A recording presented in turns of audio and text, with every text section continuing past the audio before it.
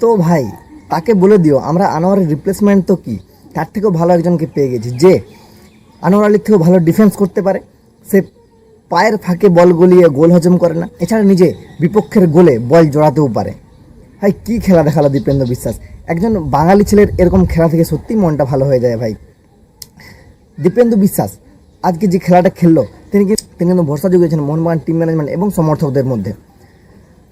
সত্যি অসাধারণ খেলেছে ভাই, এই ছেলেটা যদি এরকম খেলতে থাকে পরবর্তীকালে ভাই অনেক দূর এগিয়ে যাবে। এই ছেলেটা ভারতীয় জাতীয় দলে খেলবে, এরকম খেলা যদি চলতে থাকে।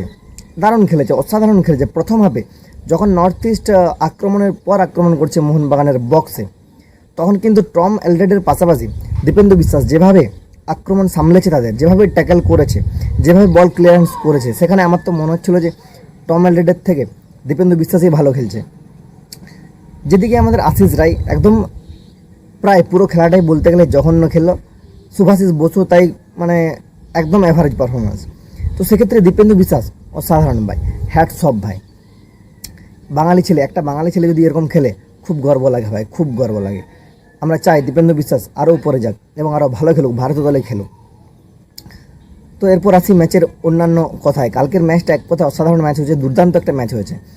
নর্থ ইস্ট যেভাবে শুরুতে আক্রমণ করেছিল, শুরুতে কেন নর্থ ইস্ট প্রথম হাফটা পুরোটাই কিন্তু মোহনবাগানকে চাপে রেখে দিয়েছিল। তাদের জিতিন এবং আলাইদিন আজেরে, এছাড়াও গেমারও বেমারার, এরা তো দুর্দান্ত খেললো ভাই প্রথম হাফটা। একদম মোহনবাগানকে সেরকমভাবে কোনো খেলতেই দিচ্ছিল না, শুধু আক্রমণের পর আক্রমণ মোহনবাগানের বক্সে। প্রথম 10 মিনিটের মধ্যে, প্রথম 7-8 মিনিটের মাথায় যে গোলটা বেমানার করলো ভাই, ওই গোলটা একটা বিশ্বমানের গোল ছিল। প্রায় 10টা-15টার মধ্যে একটা গোল এরকম দেখা যায়। সেক্ষেত্রে ডিফেন্সেরও সেরকম কিছু করার ছিল না। বাপাস দিয়ে আসা ক্রস, ওয়ান টাচ ভলি যেভাবে বলটা জালে জড়ালো, এক কথা অসাধারণ ভাই, দুর্দান্ত। তারপরে কিছুক্ষণ পরেই পেট্রাটোসের সেট পিস থেকে দীপেন্দ্র বিশ্বাসের গোলে মোহনবাগান ভাই আবার জেগে ওঠে, আবার খেলার জমে ওঠে ভাই। তবে যদিও নর্থ ইস্ট কিন্তু আক্রমণ থামায়নি, তারা কিন্তু মুহুর্মুহু আক্রমণ করেছিল, তাদেরকে আটকানোই যেন কঠিন হয়ে পড়েছিল মোহনবাগানের কাছে। আলাইদিন আজারে, জিতিন, এরা দুর্দান্ত রান করছে।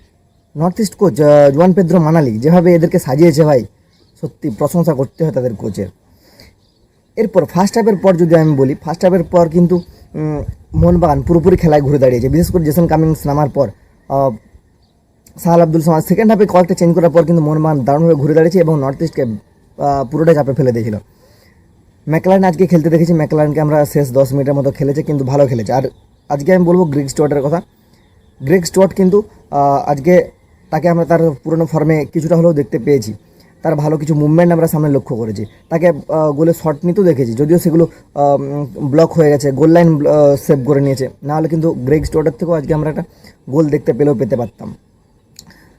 যাই হোক, আজকে আমাদের সেট পিস থেকে দুটো গোল এসেছে, একটা দীপেন্দ্র বিশ্বাস এবং শুভাশিস বোস করেছে, এবং শেষের গোলটা যেটা জেসন কামিংস করলো ভাই, একদম এই জিনিসটা কিন্তু ফার্স্ট হাফে মিসিং ছিল। এক তো মোহনবাগানের প্রথমার্ধে সেরকমভাবে ক্রস কেউ করতেই পারেনি, তারপরেও যদিও এক দুটো ক্রস আসছিল, ডি বক্সের মধ্যে আমাদের ছেলের অভাব দেখা যাচ্ছিলো, সেখানে ডি বক্সে কেউ থাকছিল না। তো জেসন কামিংস কিন্তু এই জিনিসটা হতে দেন, জেসন কামিংস থাকলে বক্স টু বক্স খেলে এবং যেটা গোল করতে সুবিধা হয়, যেটা শেষে আমরা দেখলাম জেসন কামিংস যেভাবে ঠান্ডা মেজাজে হালকা টাচে গোলে বল জোড়ালো এবং জয়সূচক গোলটি করলো ভাই, এটা জেসন কামিংস এর দ্বারাই সম্ভব শুধুমাত্র।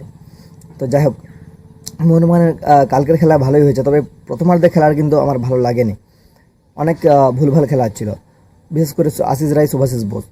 বাকি কিন্তু কাল দিমি পেট্রাটোস, আপুইয়া কিন্তু কাল ভালো খেলেছে, থাপা ভালো খেলেছে, সাহাল নামার পর সাহালও ভালো খেলেছে। লিস্টনের কথা বলতে হয় ভাই, লিস্টন কিন্তু ভালো খেলছিল, ভালো সুযোগ তৈরি করছিল, কিন্তু অনেক সামনে যে ফাইনাল থার্ডে যে কিন্তু অনেক ভুলভাল পাস এবং মিস পাস করেছে, অনেক ফিনিশ করতে পারেনি। মানবীরের ক্ষেত্রেও তাই, মানবীরের অনেক ভুল রয়েছে, মানবীর অনেক সুযোগ মিস করেছে।